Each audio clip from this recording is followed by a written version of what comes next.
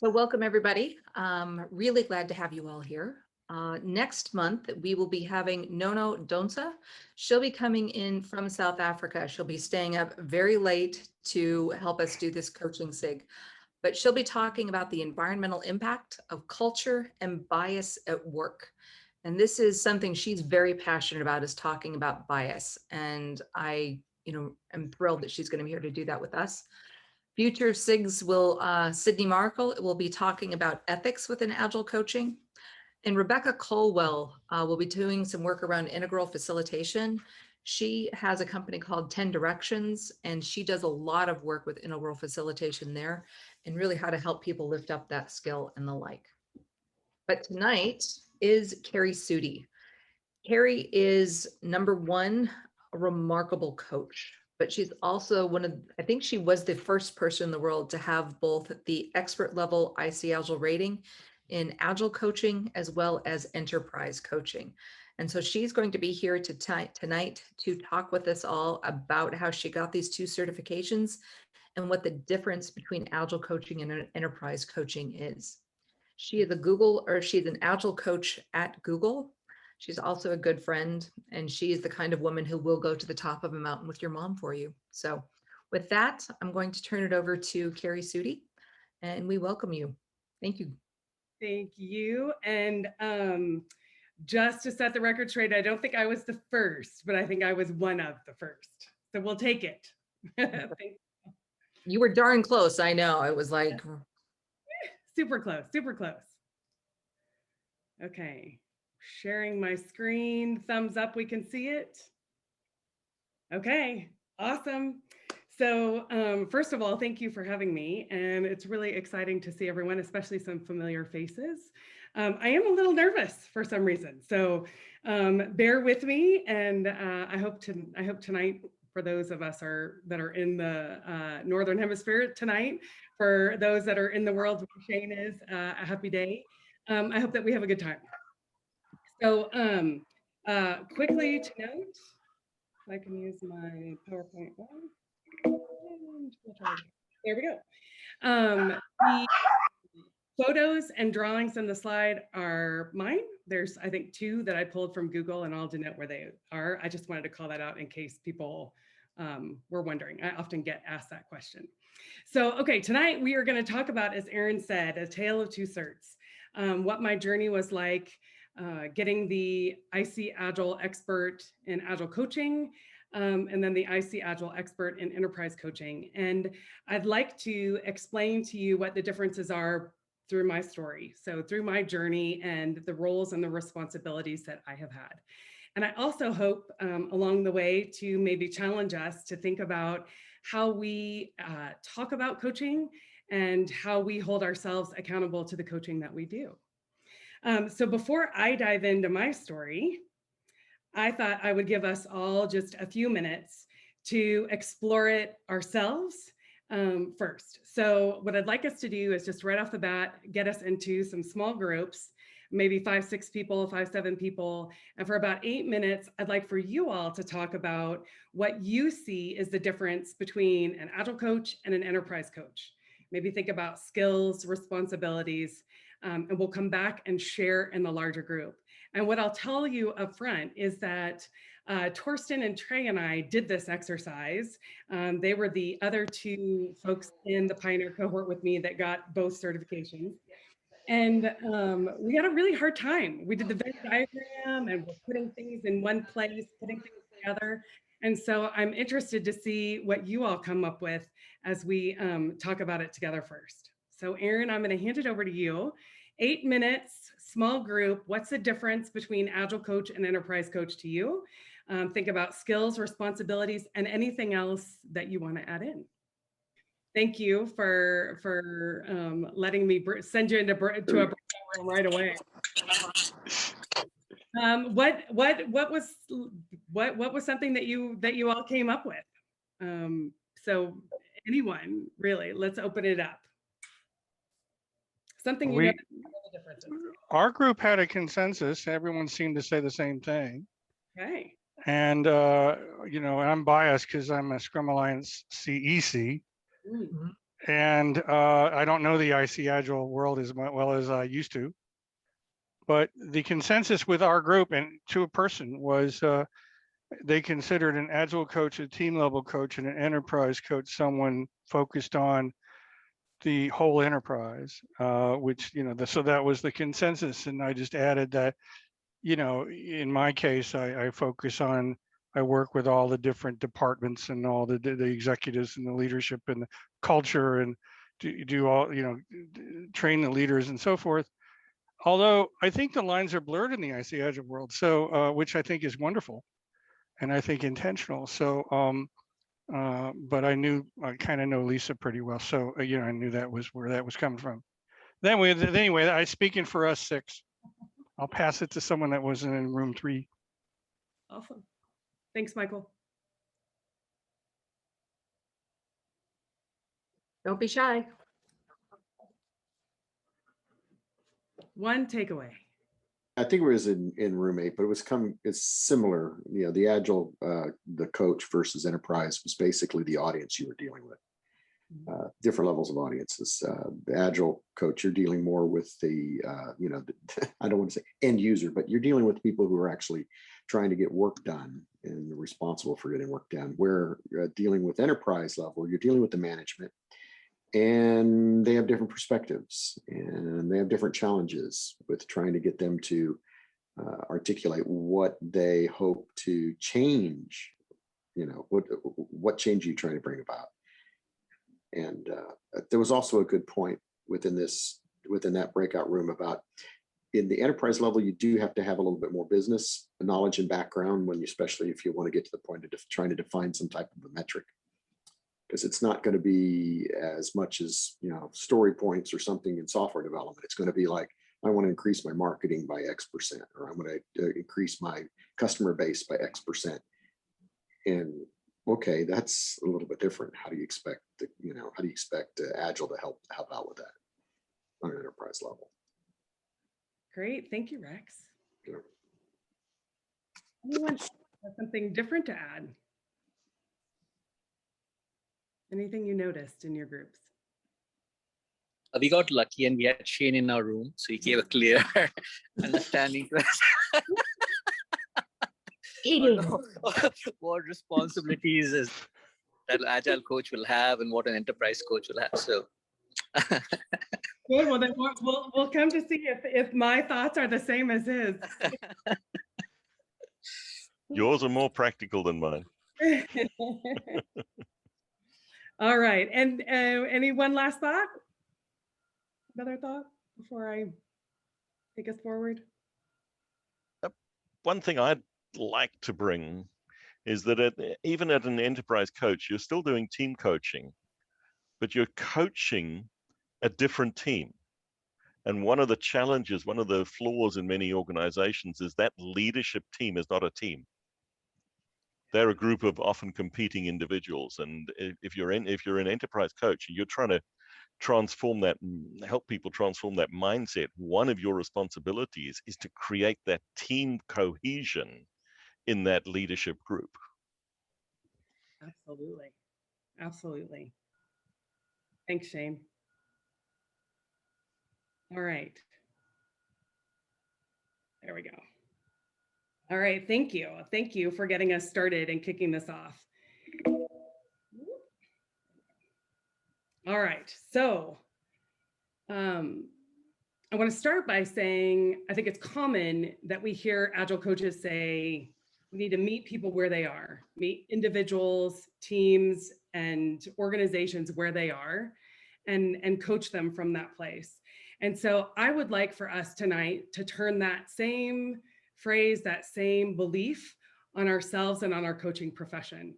So meet us where we are today, but not with the goal of just hanging out, with the goal of just as we do with coaching, and that is to make a move and have a shift forward in whatever direction that may be. And so what I'm going to propose tonight as I talk about these two roles is where I see the differences, where I have experienced conflict in understanding, and what I'm proposing and what my action is to all of us to do about it. And I hope that in this conversation, I'm going to take some firm Kerri Sutey stances, but I want you to know that this is based on my experiences, and that I don't believe this is, you know, it's Kerri's way or the highway, but rather we're here to listen to understand. So that's not necessarily listening for agreement or listening to oppose, but just listening to understand and see if we can learn something from each other. So the move that I want to make, and that's my nod to you, Marcia, the move that I want to make here is it's not about a title, that it is instead about competencies, that there are 3 types of Agile coaching competencies: individual, team, and enterprise. That one competency is not better than another. Let's move on from our Achiever Orange hierarchy and the org charts that we want to place between individual, team, and enterprise roles. And that we create harm when we are not clear about our own abilities, when we inflate and say that we are at a level that we're not, or have a competency that we don't.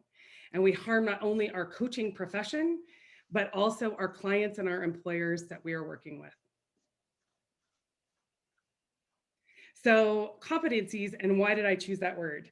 I think most all of us are familiar with the Agile Coaching Competency Framework that we have seen and we leverage and we talk about, shown here. When I talk about Agile coaching, whether I'm talking about team or enterprise coaching, I do anchor on this framework. So I anchor on the fact that we are Agile Lean practitioners, that we are teaching and mentoring, coaching, facilitation. We have both process authority and content authority, and that we have mastery in one of those 3 areas. You're also going to hear me talk about the fact that in an enterprise coaching competency adds on to what you're seeing here, and that the difference is not just in scope, as you all mentioned about, you know, is it coaching the team or the enterprise, or what kind of team coaching is it? Are you having business knowledge? Is it coaching the people getting the work done? That there is scope difference, but there are also skill differences. So when you're looking at an enterprise coaching competency, you're looking at more than just what you're seeing here in the Agile Coaching Competency Framework. So I want us to anchor on what we mean. If you Google Agile coaching, you come up with several different definitions. And so I'm anchoring for this presentation and with what resonates for me. So Agile coaching as the umbrella. I like the way Marcia and Team Catapult call this out. Agile coaching is the art of dancing between Agile technical expertise, knowledge about how change occurs, and a deep curiosity about what's possible. To partner with individuals, teams, and leaders at different levels in an organization to achieve their desired outcomes. The Agile coaching umbrella. We are Agile coaches. So let's dive into what then I think a team coach is. Taking from the ACC and the ICAgile roadmap. So Michael, if you're not familiar with this, you know, obviously ICAgile.com has a lot more information, but that's where this comes from. And you're going to hear me talk tonight. I guess I should have said this up front. My journey has been through the ICAgile learning roadmap and not the Scrum Alliance. So here I like the way we call out a team coach.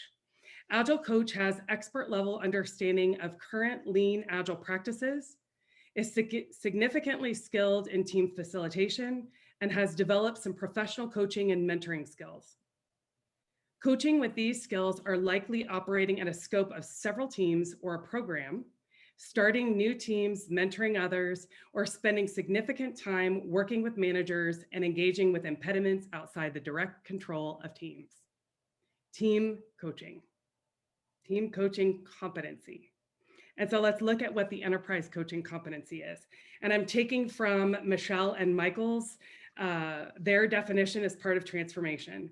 And it says, enterprise Agile coaching involves a set of skills which enable practitioners to catalyze the adaptation and transformation of organizational agility in alignment with the organization's vision, goals, and needs in a turbulent and complex world. It builds upon the disciplines of team coaching and draws on disciplines of organization development, professional coaching, leadership coaching and development, and management consulting. Hopefully, when I read out those two definitions for you, you are starting to see some of the same things that we're going to talk about, where the differences are between team coaching and enterprise coaching. And through the story and the journey that I've taken, I hope that I'll be able to demonstrate to you through my examples of what those responsibilities look like and why it matters that we are clear about where our competencies lie. So I love a good story. I'll do my best to make this one interesting. Yes, that's me in the middle. All right. So who is the character of our story? The character is me, Kerri Sutey. The roles that I have held in my Agile career have been the Enterprise Agile Coach, Coach of Coaches, Facilitator, Trainer, any variation of that. And I have anchored on Agile Coach going forward. So if you look me up in the Google directory, I am Kerri Sutey, Agile Coach. My official Google title is Senior Program Manager. I'm currently at Google and Google Cloud. I'm also an ICAgile Accreditor. I am the co-founder, along with Aaron, of the Agile Coaching Circles, and I am Agile Austin's Chief Product Officer. Love when people ask me about what Agile looks like in the non-software development space, because that is how I got my start. And I love being able to brainstorm what does Agile look like for people that are not in IT. So if you ever want to have those conversations, bring me in. I love being a part of that. My industry background, consulting, big tech, oil and gas, government, airline. The big thing I want to call out here is that my experience draws from very large corporations. So Dell, IBM, Department of Defense, ExxonMobil, Southwest Airlines, Google, big corporations. My experience does not draw from the smaller companies. So keep that in mind when I share my experience. All right, so that's your character for the story. Let's talk about the story. Hopefully you can see this well. And yes, I took a Bicablo training. I'm still in the early stages of practicing. So, okay, this story begins with an invitation. And you're gonna see that the invitation becomes a theme within my story. And maybe it's not so much the invitation as it is the yes that I gave to the invitations that were presented to me. So our story begins where I am working at Booz Allen Hamilton, working on government projects. I'm a traditional project manager, and I was invited by senior leaders at our company. Kerri, we would really like for you to be a task lead for a modeling and simulation team. And this team is going to be doing work in the government. It's going to be a high profile work. The team is going to have to develop a model, something that has never been done before. We're going to have to do it in the next 6 months. Also to note that a part of our statement of work is that our team has quarterly deliverables. We can't change the timing of that. And we will operate as a scrum team. So you're not going to be the project manager and you're not going to be the task lead, but rather the scrum master. And our product owner will be our client. And for whatever reason, I said yes. And so began the world, my world, and real entry into Agile. I had heard about it in my previous jobs, but this was the first time I was taking ownership. So what did I do? I did what a lot of people do, and that is I Googled, I searched, I bought Jeff Sutherland's book, Doing Twice the Work in Half the Time, gonna figure out what this Scrum business is all about. And I started talking to people within the company to get to know what was my role. And these were my responsibilities. Not only did we work in sprints and in quarterly planning, but the leaders had put together for me a cross-functional team, and they were true to their word, they did. A cross-functional team of people that had both the network and volumetric data that they needed to have in order to do the modeling. Of course, my thought was, I don't even know what modeling and simulation is. So luckily for me, a group of people that were also willing to educate me on what this modeling and simulation world was all about. Our team spanned the boundary of 25 to over 60s. My oldest called themselves self-proclaimed curmudgeons. So I was the scrum master of a team that crossed multiple generations. who learn differently, who work differently. And I had to bring the Scrum framework alive to them. I love to, I enjoyed being a part of their journey. I had to coach through dysfunction, helping the team come together and learn how to work together, collaborate. When I had one generation of folks who preferred to just go in the room, lock themselves in the door, lock the door, lock themselves in the room, and work on a really hard problem and then come back out, to working together as a team. In six months, we did deliver on the model, first ever having done. And then from there on, our progress grew. And as a team, my responsibilities as Scrum Master grew as well. I stood in transparency, making sure that the feedback that we got from the D&I, from our client, was always shared with our team. And when we could shift from me being the center stage in front of the community to my entire team being the center stage, we did that. And we did that within our third quarter.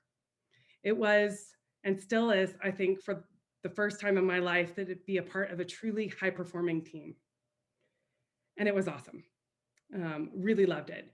And somewhere along the way, there were a couple guys on our hall that took notice of me and had nothing to do with my program, nothing to do with modeling and simulation, nothing like that. They were just Booz Allen employees.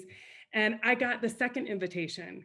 And this was an invitation that I feel like would change my life. Dare I say, change my life forever, but we could say that. This is the story, right? And so what happened was Tim came up to me and said, Kerri, Booz Allen made a decision to invest in Agile coaching in our company. And we see in you the skills to become a really great Agile coach. Are you interested? And thank goodness I said yes. And I did. And so I became part of Booz Allen's original Agile coaching team and went to boot camp. So for those of you that have been down the ICAgile learning roadmap, you know what boot camp is. You were doing both the ACC Agile coaching and the ATF team facilitation courses together in 1 week. We had Lisa, Michael, and Michael as our fearless leaders. And my mind was blown away at the world that was opened up to me of Agile coaching. And not just that this was all about Scrum, far beyond Scrum. This was about our mindset. This was about our values. This is about who I wanted to be and who I could be in terms of helping other people and standing in my own stances and in my own beliefs. Anyway, I can't even begin to say enough. I'm gonna be speechless here, but that boot camp changed my world, rocked my world. And I knew that Agile coaching was where I wanted to be. And I knew that I could have a profession in life that was more than just a day job. So it rocketed me off. And I also got a handful of tools and felt like I was armed and dangerous and ready for my next job.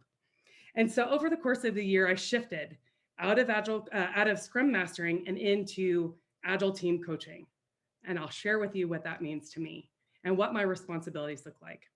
So the teams that I coached were in research, we're in IT, we're in cyber, we're in marketing, across a couple different companies here. So the big difference might be super obvious to you, but I'll state it anyway, multiple teams. And in my journey, multiple teams originally at the start were teams that were not actually even related, like didn't have any dependencies on each other. They were just different teams throughout our organization, throughout Booz Allen, where they needed help. And I would go into those teams, helping them to look within, assess where they are from a maturity perspective, start to explore what the Agile manifesto could mean to them. And what might Agile look like for marketing organizations as I shifted out of Booz Allen. I love the fact that my world was open to a world outside of Scrum. I still think that I'm probably the most confident in Scrum, but Kanban came hot and into the next as my second favorite framework. And then down the line, I learned about SAFe. So I learned about teams of teams and teams that were dependent upon each other to deliver value, and what is this thing called value stream, and what does this thing called program mean? So I had hands-on experience being pushed and pulled in directions I had never been. And I coached in ways that were successful, and I coached in ways that sucked. I came in with, this is what I learned in my boot camp, and you must all follow these things. And I must teach you Scrum in 10 minutes, and you need to follow everything the way it should be. And over time, I learned as a coach the art of launching Agile teams, not launching Scrum teams, but launching Agile teams. So what did that look like for a team that was new and just wanted to experience, but didn't want to take on a framework? How could we make the principles and values come alive for them in a way that was meaningful? The other thing I learned was that leaders matter, right? That should be obvious, but really important to remember that the leaders of those teams that I was coaching, they needed coaching too. And in most cases, I was often asked for the consulting and the experience of, as a lean agile practitioner, as a person who has business and transformational mastery, if you will, as I'm developing those skills. What does a good agile team look like? What can I do to support my team? And so I shifted not just from consulting, but into coaching those leaders, those supervisors, those direct line managers of those teams that I was working with, and really focused on using my coaching skills to help them understand where they were hindering and where they were getting in the way of their teams being successful. And I had to learn the art of those conversations. So coaching a team looks very different than coaching a leader. Change happens at all these, change happens within individuals, change happens within teams, change happens within leaders, but it happens differently. And my role as a coach was to help navigate that. I had one team in one of the large organizations that I was working with that really wanted to try Scrum, but the organization wasn't yet supportive of Agile. They decided they were gonna try anyway. So bottoms up, we're gonna dive in. And when I joined, I was asked to help coach them and help them on their mature on the level they were on. So I didn't come in and preach, let's be Scrum, start our foundation and our Shuha journey, assume that they're in shoe, but instead really look to understand where they were, where their pain points were, the things that they that they experimented with on their own, honor that, help them see how cool it was that they did that, and then help them, coach them through how do they advance from there? Where do they go from there? That was my responsibility as a coach for that team and for the several other teams that I was coaching with at the same time.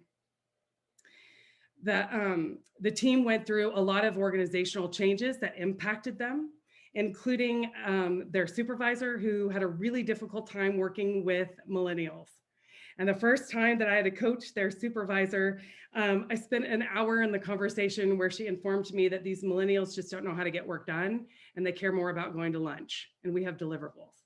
And I had to figure out, how do I coach this person who is so frustrated, who is so upset, who was clearly viscerally angry in our first one-on-one together? How do I create a coaching conversation and a coaching relationship out of that? And we worked together on explaining and designing our alliance. What does coaching mean for her? Let me explain this to you. She had a lot of misunderstandings about what a coach would do. You're just going to come fix my millennials, aren't you? No, I wasn't. So we talked about that and we designed our alliance. And on this journey, I start to realize there's a lot more tools I need in my toolbox. And so I got the invitation to become a part of the ICAgile Expert coaching Competency and do a cohort, this time with Lisa Adkins and David Chilcott. And so I'm realizing that in my experience with multiple teams being pulled in different ways, trying to stay true to the mindset, starting to stay true to the values and the principles, and knowing how to reach leaders, I needed more tools. And so I began that journey. 40 hours of coaching, 40 hours of teaching, 40 hours of facilitating, 40 hours of mentoring. And that was just to begin with. That was just on this journey and over this span of 9 months of us being together and learning from each other, videotaping myself and recognizing that I make an awful lot of facial expressions. And I think I wink one eye too much. But watching myself and starting to understand where was I resonating with people and where was I not. At the end of that 9 months, then standing in front of a board and standing in front of Lisa and having to coach someone else and get the thumbs up or thumbs down on whether or not I had done right. And I did. And it was pretty awesome to stand in the fact that, hey, I have demonstrated, I've been able to use the experiences I've had. I've been able to take 9 months of learning new things, new models, new tools for my tool belt, and also be able to demonstrate the competency I have and earn my ICE certification. I was super excited and proud. At the same time, I also realized maybe I had reached my shu-ha-ri moment and I was right back into shu, because I knew that I would be stretched in many more ways than what I had been so far. And so began the world and a new invitation that came my way into something that was enterprise coaching, but I had no idea what that meant. I was invited to be the chief of staff for a very large marketing organization responsible for $8 billion in revenue. And the CMO said, we're doing a digital marketing transformation and we need to look at the way our organization is operating and redesign. We want to bring in agility into our practices and into our team formation and actually have team formation strategy. How do we form teams? What do they look like? How do we break down the silos of working across sales, finance, marketing, and legal? How do we break down the silos within our marketing organization of content marketing, product marketing, digital marketing? How do we make that work for us and still achieve the revenue targets that we had? And I thought, holy crap, I've never done anything like that before. And fortunately, again, an invitation and a mentoring. So my CMO said, I get it, but you have the most knowledge in the Agile space than we do, and we want you on board. And we will be here to help you. And I knew and was comfortable in saying, when am I out of my league? When am I in my league? And through the journey of being that chief of staff role, I had a chance to work with some pretty amazing coaches at the corporate level at IBM to say, okay, what's our model for organizational design within marketing? What is that going to look like? And we operated and worked. We didn't use SAFe at the time, but we knew we needed to scale. We needed to come up with an approach and a way to work that would be something that we could repeat and still gain benefits from. So we explored where Scrum might be helpful. We explored where we had shared services, where Kanban would be helpful. And we designed our organization around something called diamond teams that were focused on products and personas. Totally new for me. And I helped coach teams.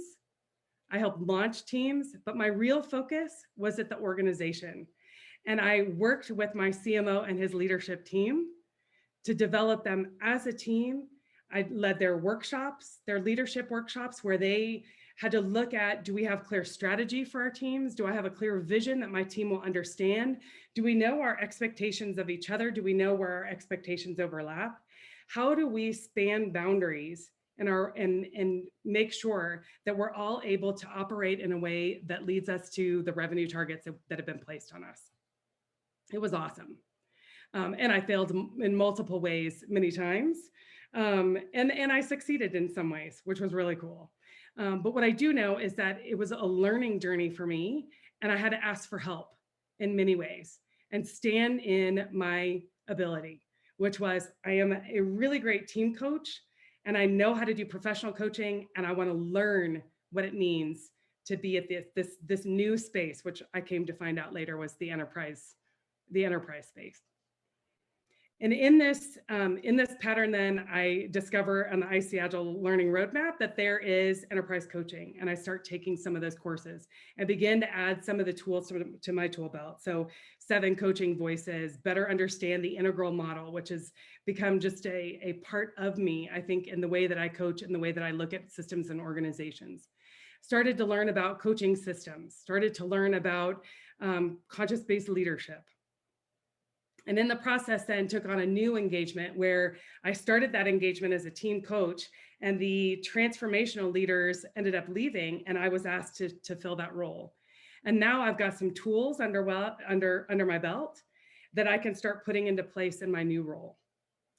And then in addition, I'm beginning that journey of the ICAgile Expert in Enterprise Coaching. And the responsibilities, what that meant to me was I was to guide the organizational change. And that was at a global level across 5 countries. How do we understand culture and the impact that culture has on our leaders and on our teams and on the strategy that we build for each other? How does Agile happen in a culture where safety first was ingrained in every single thing they did? How do you shift people to move from safety first into experiment, try, and failing is okay? We did that through communication. We did that through strategies. We assessed our organization to understand where was there change resistance? Where was there change excitement? Where were our champions? Who were our fellow travelers on the road that would be a part of change with us? I also became the coach of coaches and helped coaches understand that we do need to figure out how to show value for the work that we do. And it can't just be in what our teams are doing, but also where we show up and how we're impacting change within those teams. I had an opportunity to coach leaders and help them understand the importance of understanding their outcomes, understanding their needs and desires. One of the leaders that I worked with, Brandon, just so amazing, in an organization where, again, safety first, hierarchy driven, this corporation ranks their employees number 1 to number, hundreds of thousands, top to bottom. I had a diamond in the rough, a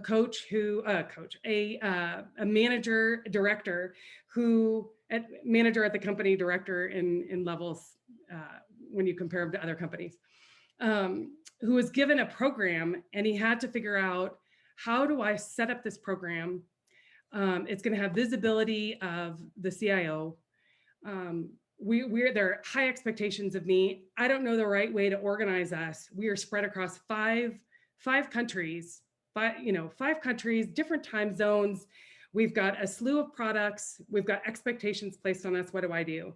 And through coaching sessions, he was fortunate, asked for help, was interested in coaching. So we designed our alliance of how we would work together, where I would push and pull him, where he would push and pull me, how we would give feedback to each other, ultimately ending up to a place where we decided to do a session, bringing all the teams together, all the people that we had within that program. Brandon set his vision for the program overall, and then talked about his expectations for them. What do I expect from you as individuals, and what do I expect of our program? And then gave them free rein to design how they wanted to be organized, to go through the motion of where the pros and cons would be, how they were willing to operate, and for him to sit on the sidelines, stay in the space, walk around the room, but not be able to speak. We gave him a red card if he ever felt like he needed to use it to jump in and say something. He didn't. But I had an opportunity to coach him, to help him understand the value he was bringing to this organization by allowing that team, by setting the environment for his program and his teams to be successful and to be self-organizing, which was pretty awesome. At one point in time, he came up to me and said, "Kerri, I don't think I'm going to have a job here in about 6 months." And I said, "That's probably true. What do you think that means for you?" And we had some really great conversations around what does it mean to set those expectations, set those outcomes, and truly trust and let go of control and allow an organization to succeed. We guide the global change process. I coach coaches in a world that was beyond IT. And I think in the enterprise space, it's important that we think beyond just IT and recognize that we have to break down those silos and those barriers, cross organizational lines, and understand how to work together. In the ICAgile Expert program, I was part of the pioneer cohort. I learned, again, conscious-based leadership, self as instrument. We started that program, and the first thing we did was a leadership profile assessment. The first thing we did wasn't about learning tools, about understanding the definition of what enterprise coaching was, but rather about looking at ourselves as leaders. Could I develop myself as a leader? Could I understand the biases with which I bring to the table? Can I understand change happens within individuals, change also happens within me? And how am I impacting and potentially biasing the change that's happening within others? That pioneer journey was amazing. And I learned, again, just a slew of tools in my tool belt. So I keep going back to conscious-based leadership. Are you above the line? Are you below the line? The 7 coaching skills, 7 coaching voices that we hear, time, space, and exchange. I could go on. A lot of different coaching tools that I can use. And so I feel as though by the end of that 9-month journey, I was able to demonstrate the competencies, demonstrate how I used those skills in my role to guide organizational change, to develop leaders, worked with HR to come up with new roles within the organization, which was pretty cool. Those are some of the things that you do in the enterprise coaching space. Super fortunate to have earned that certification, knowing that once again, I may have hit my shuhari, but I'm back again at the beginning because I'm now at Google and I'm being pushed and pulled in new ways that I never thought imagined. Working with senior leaders who still use words like, resource fungibility, to working with people who truly respect each other and yet still believe in waterfall as the only way of working. And so opening those doors and coaching people, again, stretching in new ways. So long-winded, that is my coaching journey. I will recap, if I can get back to my screen, by sharing this. The competencies that I was graded against, if you will. In Agile coaching, can I facilitate Agile practices? And how do I do that? Within each one of these buckets, there's a slew of line items that go with this.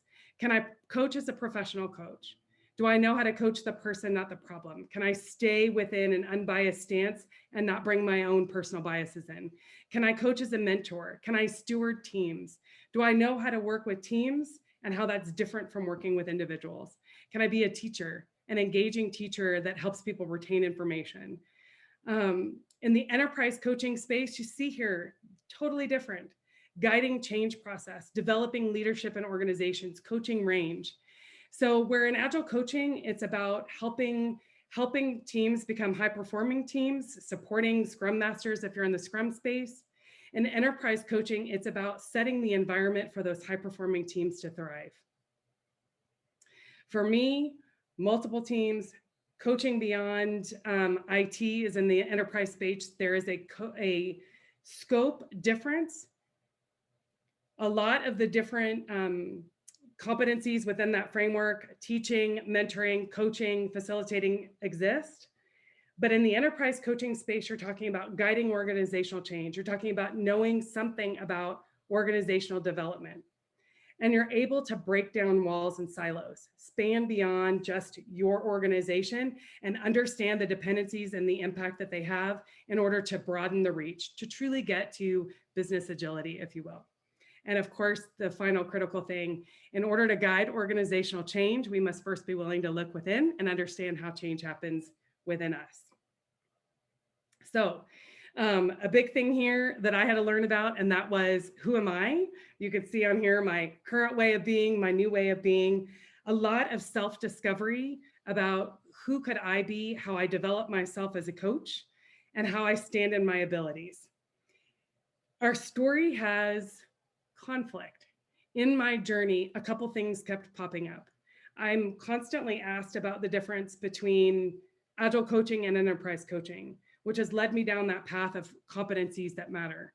Agile coaching is the umbrella, but there are individual, team, and enterprise competency skills. I have seen places where you're promoted from being a team coach into an enterprise coach without understanding and recognizing the difference in skills. And this also then in turn means that people potentially take on the role or take on a title of, say, team coach or enterprise coach when they don't have the skills that go with that. If you don't have the skills of organizational design and guiding change process at an enterprise level, you're not an enterprise coach. You may be on that journey and you're learning those competencies and you're gaining those skills and you're going to get there.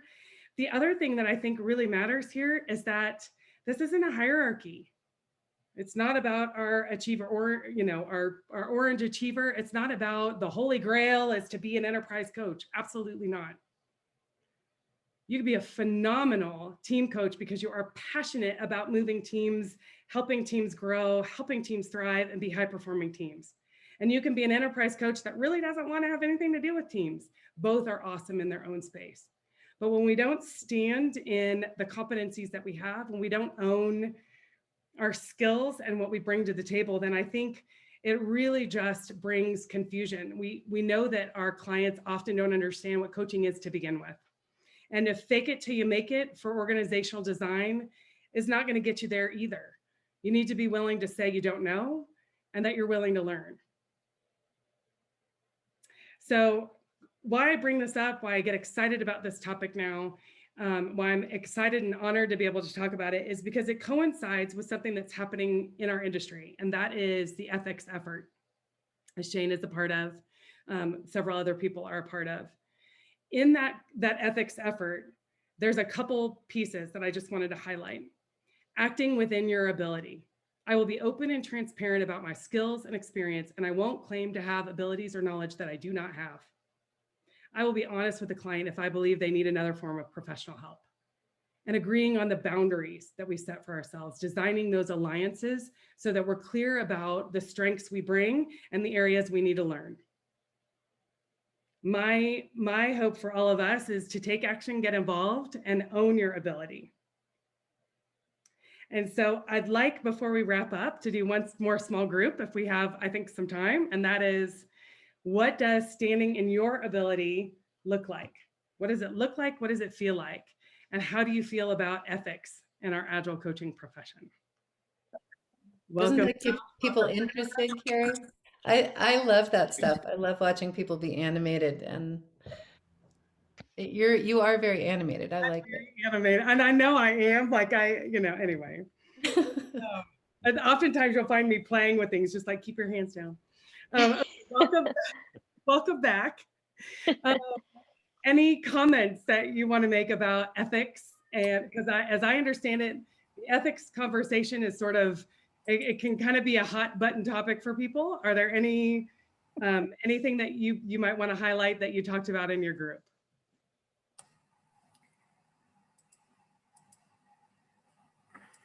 Well, we didn't get to that, but I didn't know that ethics is a hot button topic. Could you explain why?